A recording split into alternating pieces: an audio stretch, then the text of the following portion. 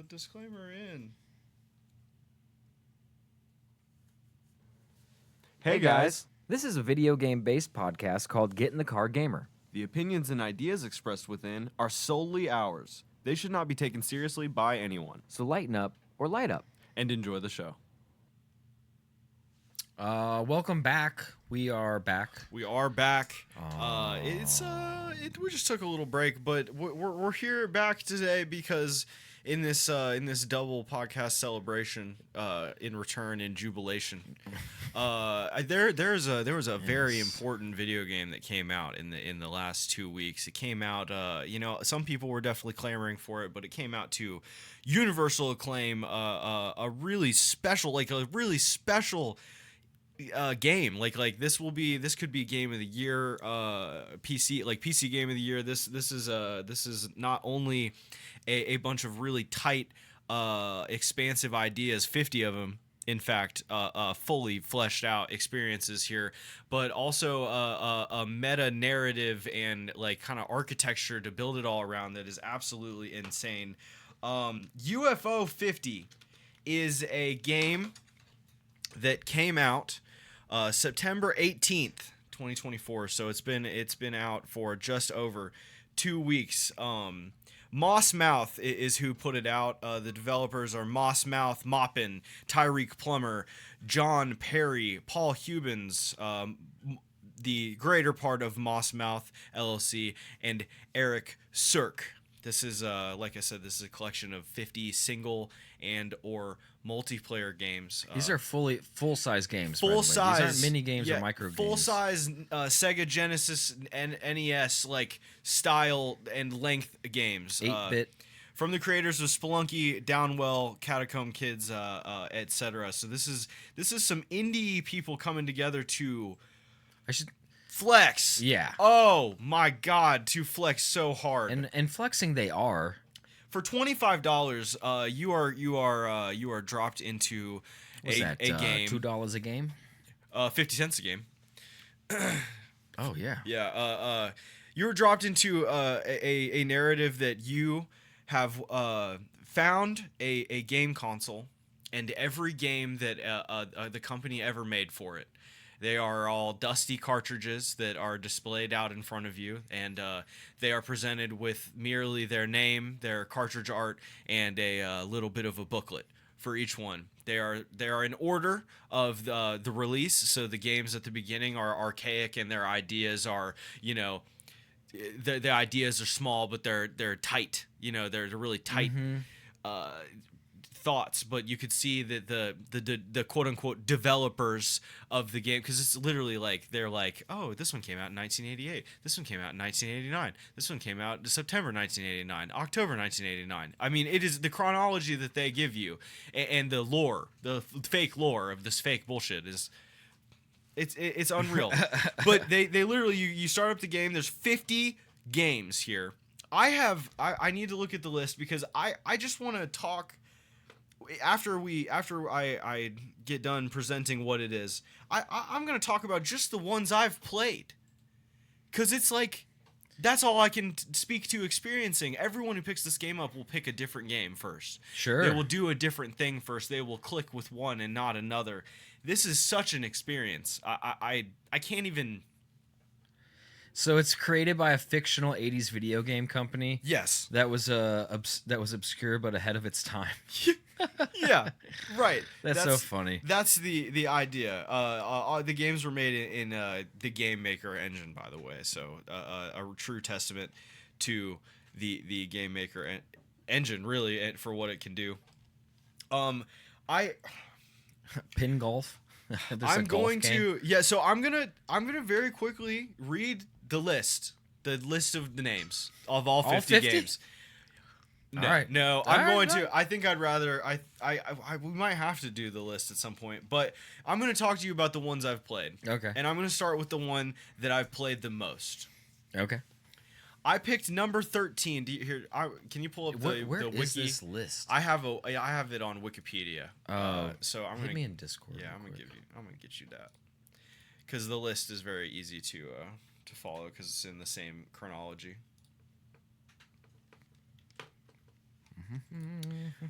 All right, I'm there. So the game, not the very, very first game that I played, but the very first game Mooncat. that clicked with me that I played the shit out of. What did you say? You say 13? 13. Yeah, Mooncat. Mooncat. It's a platforming game. Okay. It was developed by Eric Cirque in our world. This is a 1985 jam from LX. Mooncat is a game where you play as what appears to be a stomach, like a disembodied stomach with legs. Look All at right, your I gotta check this out now. look at the video game controller. Pick it up and hand it to me. Here are the controls to Mooncat, okay? Left side of the controller makes you go left. Right side Makes you go right. makes you go right. If you press the other direction while you're pressing another one, you get into the jump and slide system. And that's all you get. There's left, right, and You have to hit and all the begin buttons to at jump. once? No. Oh, just- I've just picked one. I played the whole game like this. Oh, okay.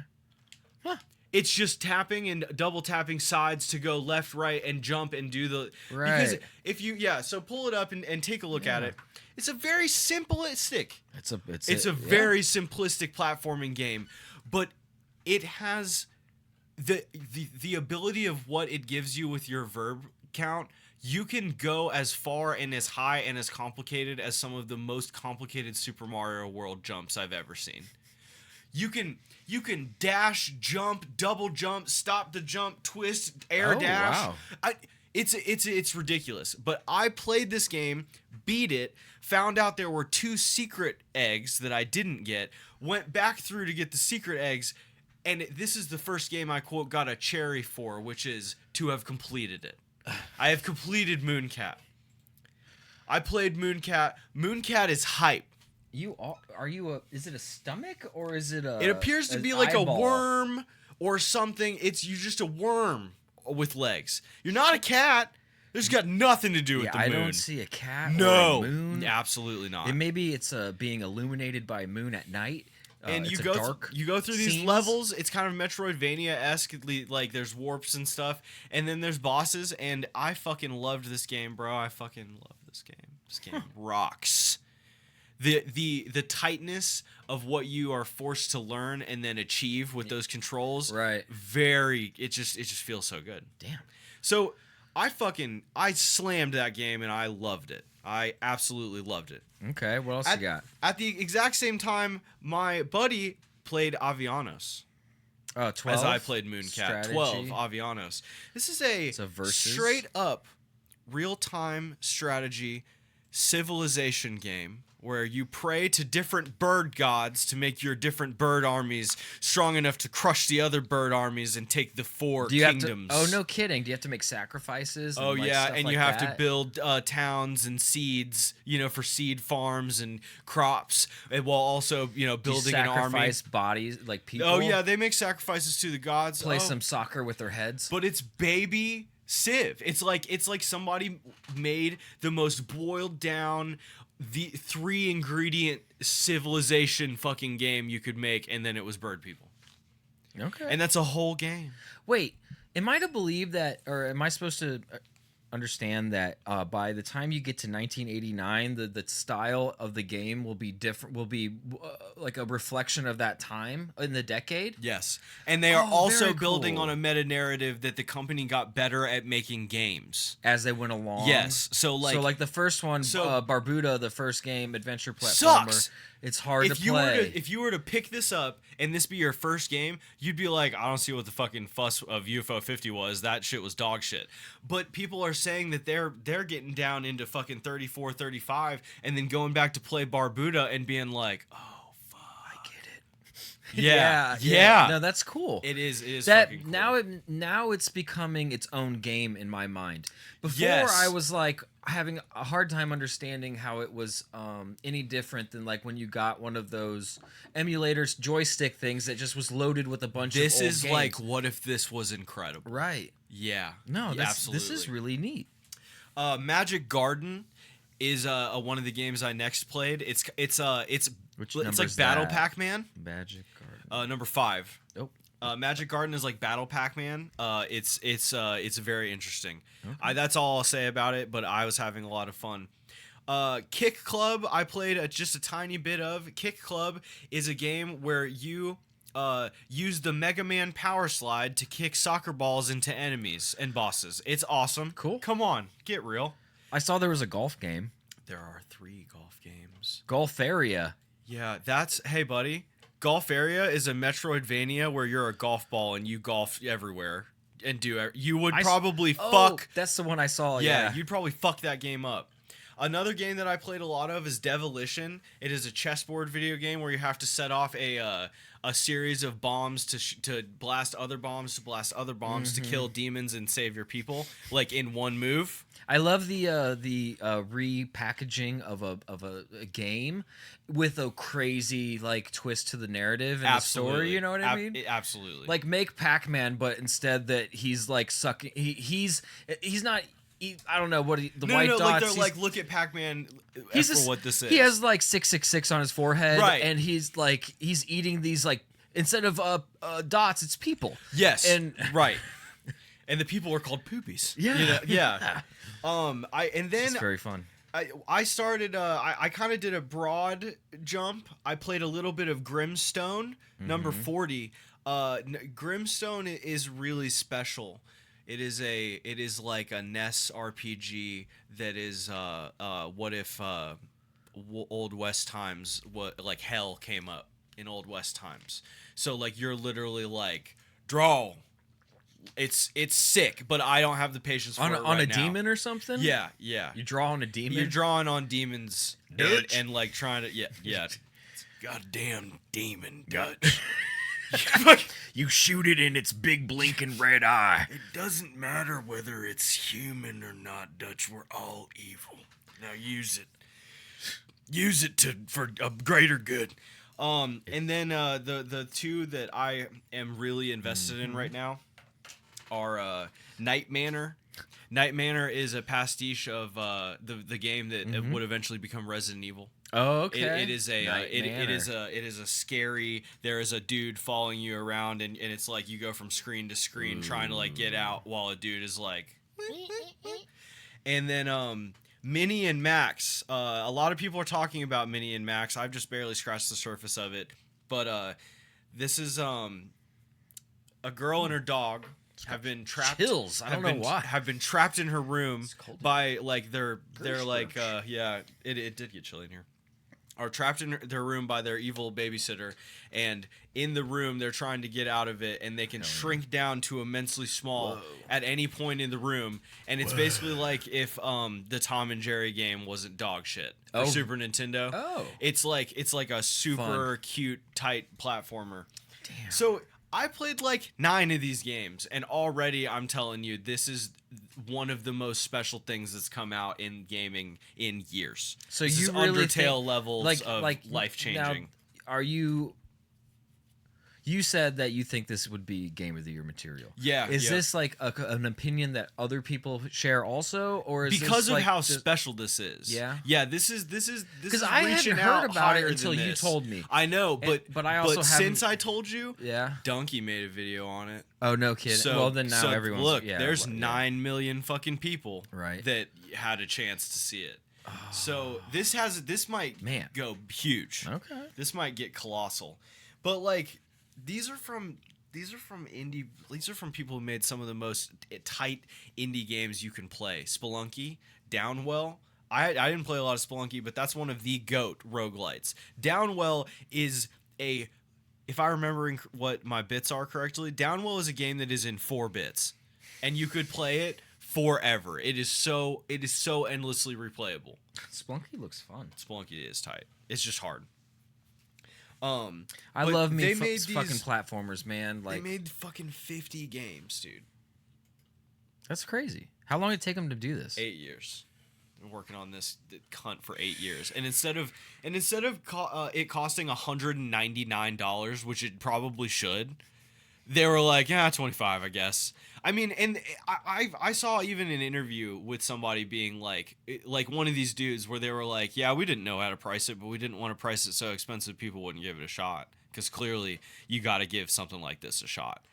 And now, I mean, it's speaking to outrageous. what we were talking about earlier, or at least on the first half of the pod, it's a risk making a game like this. There's a big risk to it, and Ubisoft will not take that risk. No, they don't. They've decided that money, that the risk, no reward could be worth that risk. Right. So it's I guess it is funny what you're saying, like the direct reflection of what we were just talking about versus this, where these guys are beholden to nobody but themselves, and as long as they're able probably to gonna eat make and drink, a fat chunk of change. yeah, on accident, because it sounds like they were like, yeah, we'll probably sell this many, and then all of a sudden this is going to be an indie darling that people are going to be talking about in YouTube videos for fucking the next 20 years. Damn, it's a gamble, man. It's safer to work for a big company like Ubisoft and get your paycheck every day. But it's not safe working for an indie company and not knowing if your product's going to succeed. And but you made exactly what you wanted. Well, correct. But I'm talking about like feeding your kids. Like, you know what I mean? Like, yeah, no, the stakes are so high. Paying your mortgage. It's a gamble, but if it pays off, man, each person at that company is gonna make, I don't know, to the power, I don't know what power, I'm not even sure. No, they're just gonna make immensely ridiculous money. Well, like, I'm just saying, like, if you averaged at Ubisoft how much every single person made, I guess excluding the CEOs, but like down to the the janitors and the people who are, and then the people that are making these indie games, if it succeeds, then they're making so much more money. That, like, each, like, there's only 20 people in this. There's fucking 5 of them. Yeah, exactly. But it look could at the pot share. Look at the rev split. The rev split could be a lot smaller if it doesn't succeed, which is where the risk is. What they need, what UFO 50 needs right now, I don't know how they get it. I don't know how you get there, especially. I mean, I'm sure these guys know what it would be like, but these guys would. They made a game that's selling Steam Decks again, like Dave was. Like, they made a Steam Deck seller. Yeah. They need to get on Switch, because that's just another market grab of it. But yeah, this is going to be streamed. I don't think you should say anything that starts with an N and ends in Nintendo. Yeah. Because we might get sued. Bimbo bitch. They might shut us down. Like, we go. It's getting to the point. I go, where, hey, whoa, our Twitch is gone. Yeah. It's actually just gone, actually. And then it just I get a letter in the mail, a little mushroom. Get in the Switch. We bought it. It's ours now. Yeah, and we're gonna put 19 episodes out about how Legend of Zelda: Breath of the Wild is better than Dark Souls. And then I'm in a locked room, just going padded. Well, but no, like that for I don't want to, man. For $25, I don't want to belabor the point too much, but like the value of this is unreal. This is a life-changing game. This will change how this will inspire a new wave of indie developers to make games as good as the monumental indie games that came before. Are these games all meant to be played with like a SNES controller or an NES controller? I was banging with the Xbox controller. Well, of course, but could you? People were saying they're playing it with a keyboard. Like it's an old PC game. Oh, okay. But I ain't built like, that's not in my blood. I don't eat like that. You know what I'm saying? Some of these games are silly looking, but they look fun. Like they're different. Dude, Onion Delivery. Dude, you're just driving around. It's like top down Crazy Taxi. You're just trying to drive around as fast as fuck. Deliver some onions. Deliver onions.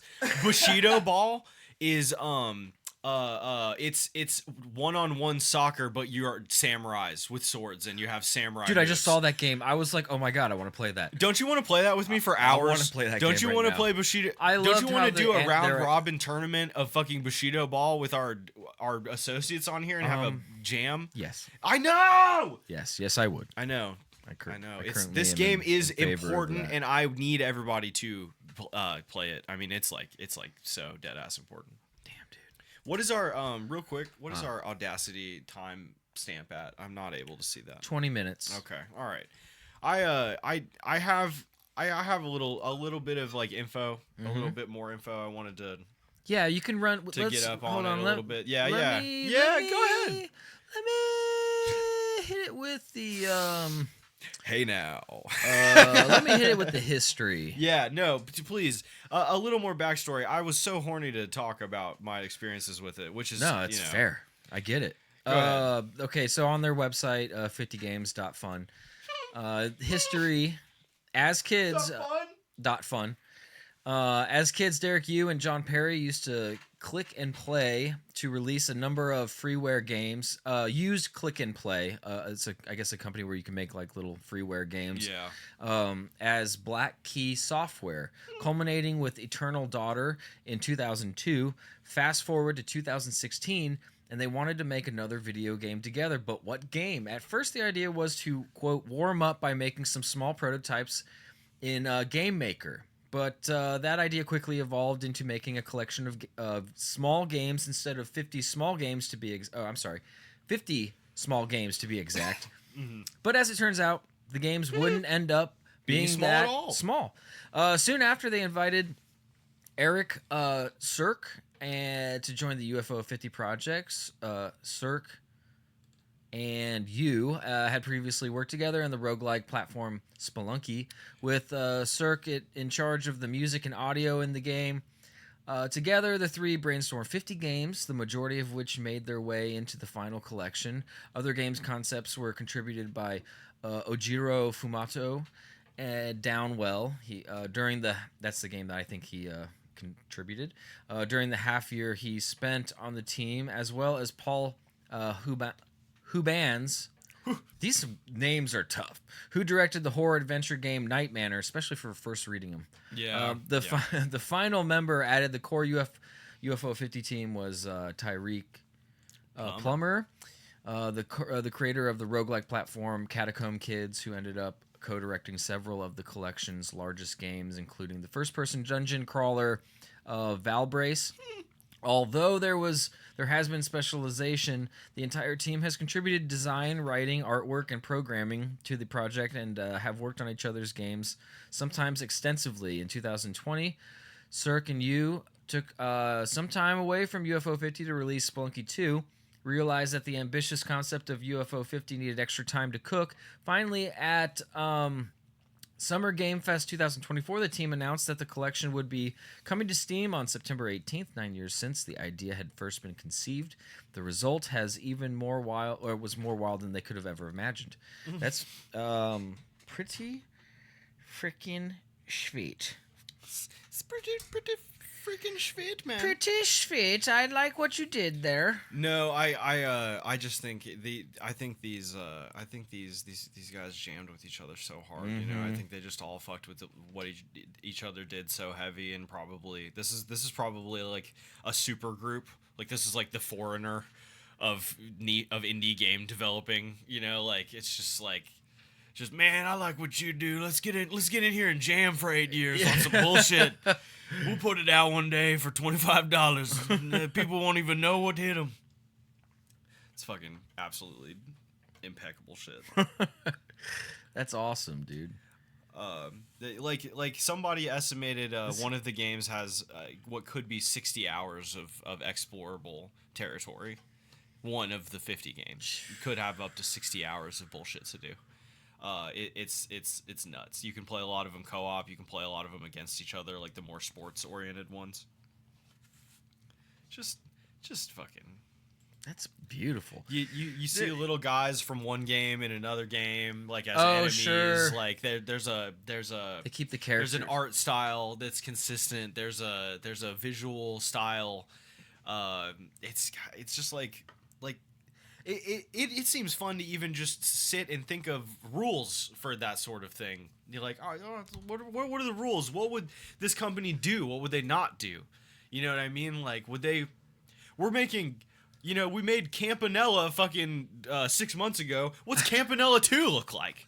Yeah, I mean, they're just bonkers. This idea is so wild. It's awesome, dude. I really hope it gets people invested in doing this thing. I'm gonna be probably purchasing this sometime in the near future. So I have talked personally about wanting all these ideas I've had about how much I want to make a game. Specifically, I'm literally RPG. downloading a game maker as we speak. So. Well, no, you should, because like I'm letting these big ideas get in the way of I should just make anything and just something that you can play from start to finish, and I think then look at it. When you do that, even just doing tutorials and stuff, and when you start to like see how to do it and you start learning how to do it, that's how you'll get inspired by these these milestones, the ability that you and then you'll be like, wow, I could do this. I can do that. that. So I could probably learn to do that. You can build on it. Exactly. Like I was talking about, wow, this one's probably inspired a bunch of game developers. I mean, I'm fucking inspired. I mean, this is unheard of shit to me. It just really is. Sorry. I could see people just really getting lost in this, man. It's got a Metacritic score of 91 out of 100. That seems fair. Some people won't get this. There will be people who won't get it. Yeah. But for most of the people will, because this is a Jim Jam. I hope it just gets on more stuff. They need to get this out to all the platforms. Xbox, you want to make a few dollars? Let them put this out tomorrow. Put it on Game Pass. Yeah. Just let somebody have this, because the more people who play this, the more special I think it can be, really. I'm happy about this. I've been so sad about this year's game, like when you mentioned Game of the Year earlier, I was like, what even would it be? What? Yeah, exactly. I mean, Elden Ring's DLC. That's about the biggest thing I fucking did this year. It's gonna be whatever's closest to Christmas. Silent Hill 2, if it really is the tits, Silent Hill 2 can be a contender. Yeah. But no, it's been a sad year for the industry, man. It's been they're feeling it when we're feeling it too, as the people who are supposed to buy this nonsense. Right. But also it's not just because I'm getting older. I kept thinking like, wow, I have less and less time to game. Like I'm so tired. Like I don't feel like it. But it's not that I'm older or anything. It's that like, honest to God, like there's not a good multiplayer game out right now to play with my friends. We're hoping this new COD won't be dog shit. I'm dying to play a good COD with Justin. This bit's been like fucking. It might be 2 calendar years since I've fucking hit a Warzone with Justin, and that's like memories I just want to have again. Sure. I don't even want to win. I just want to have fun with my friends on a nice shooter game, and there's not a good one. Nope. Like it's just sad. Your feelings are valid. I'm playing Final Fantasy IV, guys. This is fucked up. Your feelings are valid. Thank you. And I understand. I'm happy that they've been validated. Yes. On our podcast where we present our opinions again to no dissent. Just Tibet over here. Just my word is law. Law. But yes, to finish up my ramblings here before I start talking about how monumental UFO 50 is again. You should be playing it. It is worth $25. There's something in here for everybody, especially if you're a fucking 90s kid like us. Oh, man. Oh, this was our shit. We played these. And I just like the whole concept of the game. The whole just like the game getting better over time, over the whole decade. Just like an alternate reality, an alternate timeline as to what could have happened in video games in the 80s. I personally am going to try and play that last game last. Okay. Because I have a feeling there'll be secrets, and that'll be the one they'll have hit a bunch of nonsense in. Personally, people think that there could be more games because there's like a Game Shark console in it that you can put codes in.